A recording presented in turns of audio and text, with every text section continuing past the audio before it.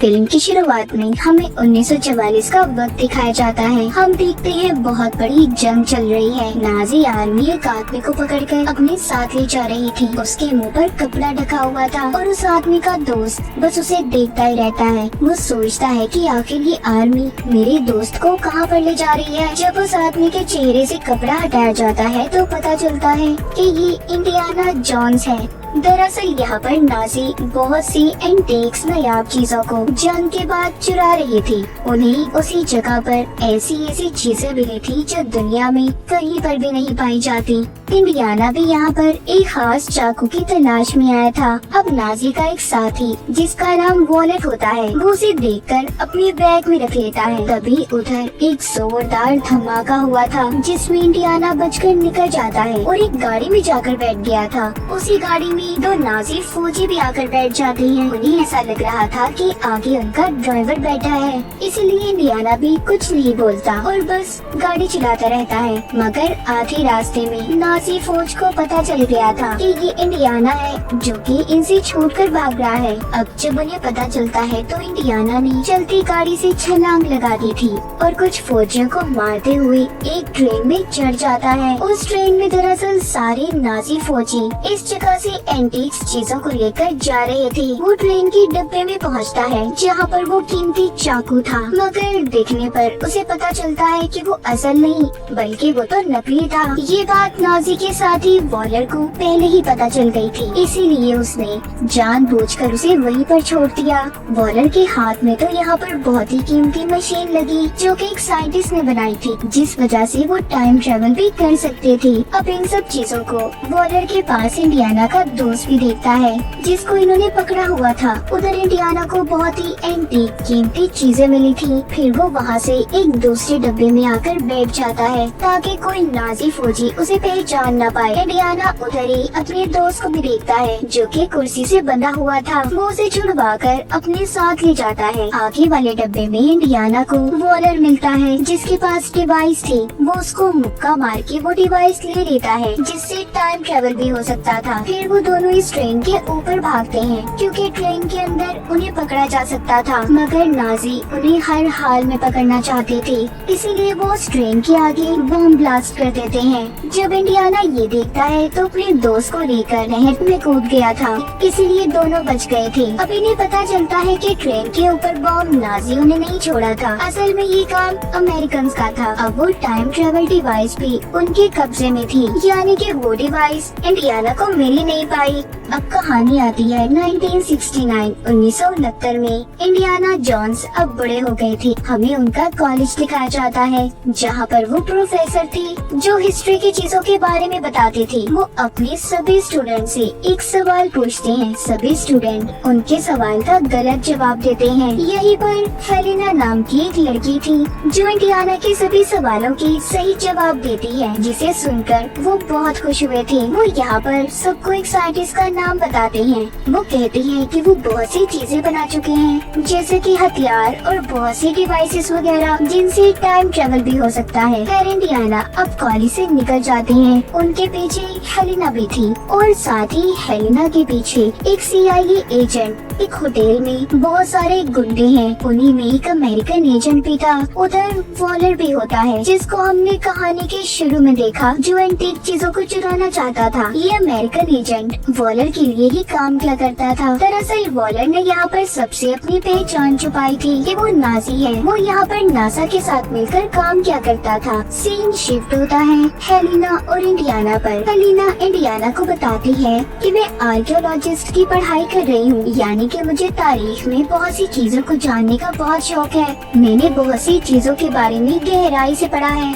वो यहाँ पर उसी डिवाइस की बात भी करती है जो कि टाइम ट्रेवल डिवाइस थी। हेलेना कहती है मुझे अब वो डिवाइस वो डायल ढूंढना है। ये सुनकर इंडियाना थोड़ा मायूस हो जाते हैं। वो हेलेना को अब अपने साथ उसी कॉलेज की लाइब्रेरी में लेकर जाते हैं जहाँ पर वो पढ़ाई दिखाया करते थे वो डिवाइस को निकाल कर हेलेना को दिखाते हैं, क्योंकि अब तक इंडियाना ने उसे संभाल कर अपने पास रखा हुआ था। ये आधा हिस्सा है, आधा हिस्सा उस साइंटिस्ट ने तोड़ दिया था जब उसने इसे बनाया, क्योंकि वो साइंटिस्ट जानता था कि गलत कामों के लिए भी इस्तेमाल हो सकता है और कभी न कभी ये गलत हाथों में भी जरूर जाएगा। तभी उधर कुछ लोग आ जाते हैं जो कि CIA के एजेंट्स थे। इनमें वही CIA की एजेंट भी थी जिसको हमने हेलेना का पीछा करते देखा। उन्हें दरअसल ये बात पता चल गई थी कि इंडियाना के पास वो टाइम ट्रेवल डिवाइस है। वो उन पर गन कर लेते हैं।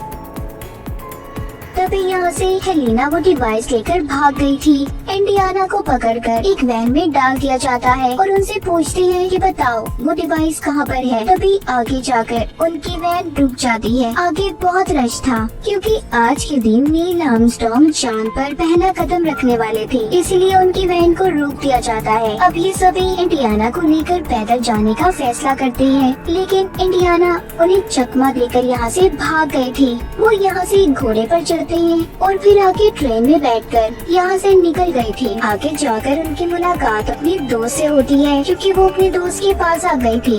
उनके दोस्त बताते हैं कि हेलेना चोर है। वो एंटीक्स नायाब चीजों को चुराकर मार्केट में बेचती है और बहुत वक्त उसने जेल में भी गुजारा है। सारी बातें सुनकर इंडियाना कहते हैं कि मुझे उसे ढूंढना होगा, क्योंकि उसके पास कीमती डायल डिवाइस है। अब इंडियाना के दोस्त उनका सारा बंदोबस्त करते हैं। उन्होंने उनकी नकली पासपोर्ट भी बनवा लिए थे। इंडियाना के दोस्त उन्हें उनकी कैब देते हैं जो कि बहुत पुरानी थी। वो बताते हैं कि तुम्हारे साथ किया गया हर एडवेंचर मुझे याद है। अगले दिन इंडियाना जब उसे ढूंढते हुए एक होटल में पहुंचते हैं तो हेलेना उस टाइल की नीलामी कर रही थी।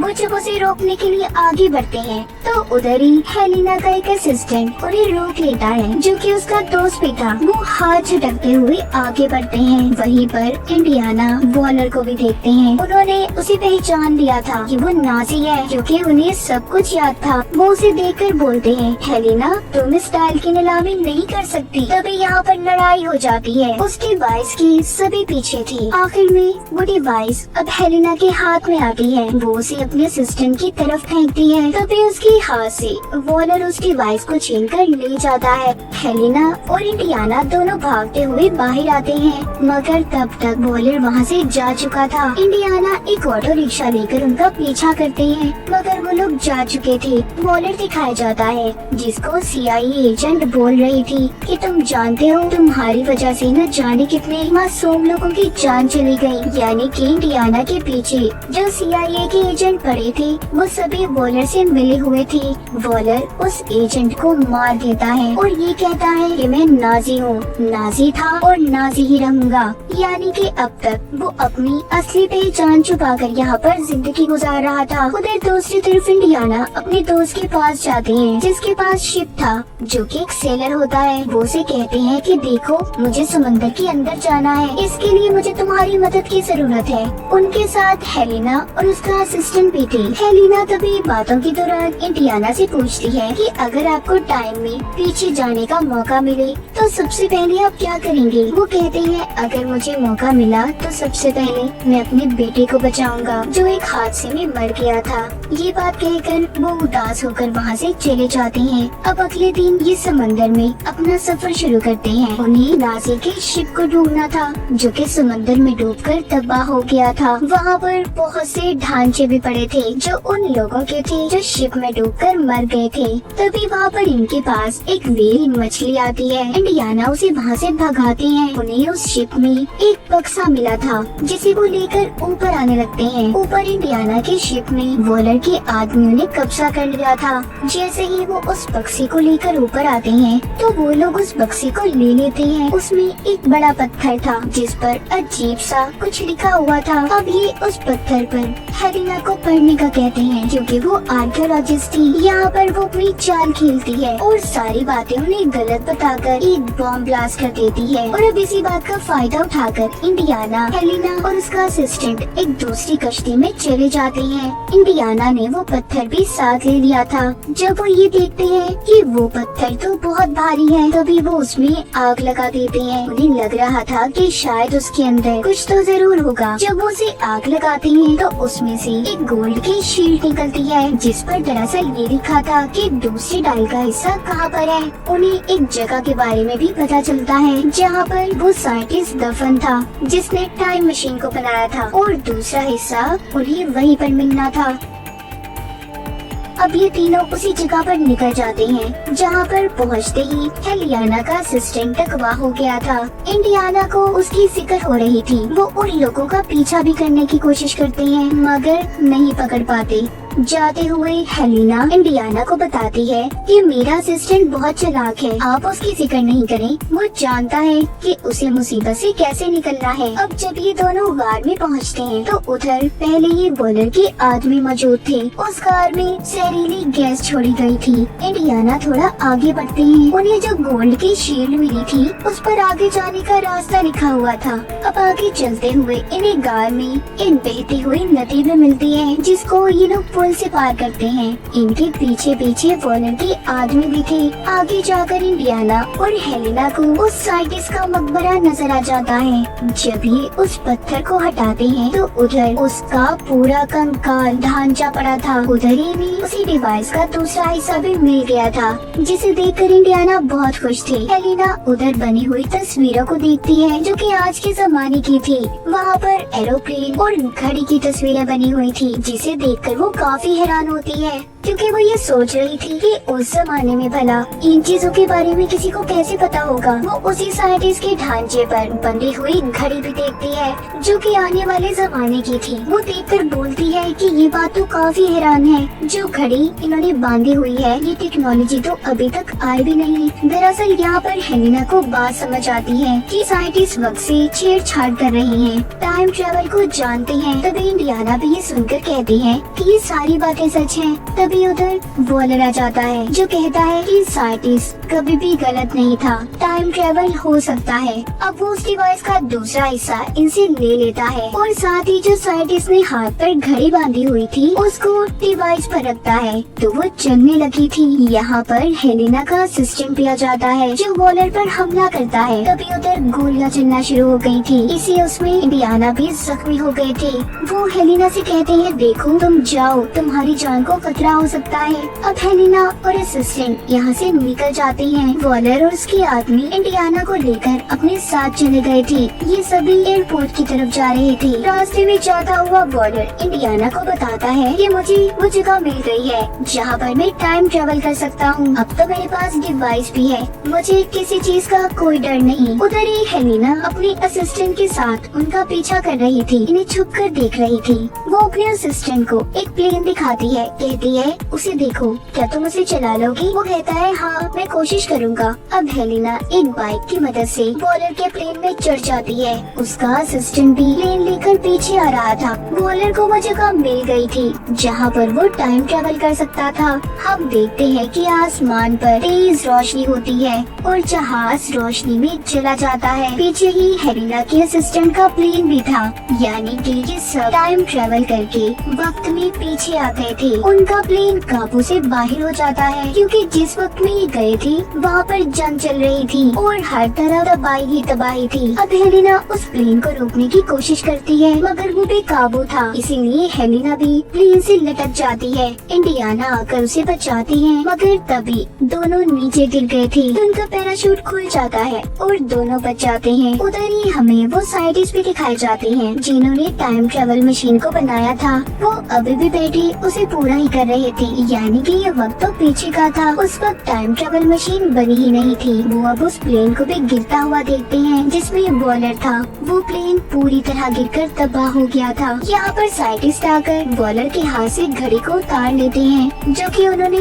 उनकी बांधी हुई थी, यानी कि प्रेजेंट में जो हमने देखा उनके ढांचे के हाथ पर। अब यहीं पर इंडियाना हेलेना को बताते हैं ये सारा प्लान साइंटिस्ट का था। उन्होंने अपने डायल को ऐसे सेट किया था कि अगर आने वाले कल में कोई उस डायल को इस्तेमाल करे तो वो उसी जगह पर पहुंच जाए। जहाँ पर वो रहा करते थे। और देखो ऐसा ही हुआ है, मैं यहीं पर अब हमेशा के लिए रहना चाहता हूँ। मेरी जितनी भी जिंदगी बची है मैं बस यहीं पर रहकर गुजारना चाहता हूँ। तभी वो साइंटिस्ट उनके पास आते हैं और इंडियाना को घड़ी और वो टाइम ट्रेवल मशीन देते हैं। कहते हैं कि इसे तुम अपने वक्त में साथ ले जाओ। इंडियाना कहते हैं नहीं, मैं अब यहाँ से कहीं नहीं जाना चाहता। तभी हेलेना कहती है आप यहाँ पर टाइम ट्रेवल करके आए हैं, अगर आप यहीं पर रहे तो हमारे लिए मसले खड़े हो सकते हैं, इसीलिए आपको मेरे साथ चलना ही होगा। तभी वो उनके मुंह पर एक जोरदार मुक्का मारती है जिससे इंडियाना बेहोश हो जाते हैं। जब उन्हें होश आता है तो वो अपनी दुनिया में थे, यानी कि अपने वक्त में। प्रेजेंट उनके मौजूदा दौर में वही घड़ी और टाइम ट्रेवल मशीन उनके पास पड़ी थी जिससे ये अभी 2000 साल पीछे गए थे। उधर हेलेना आती है और बोलती है कि मैं जानती हूँ आप अकेले हैं। तभी वहाँ पर वो उनकी वाइफ को बुलाती है जो पहले उन्हें छोड़कर चली गई थी। ये सभी बहुत खुश थी।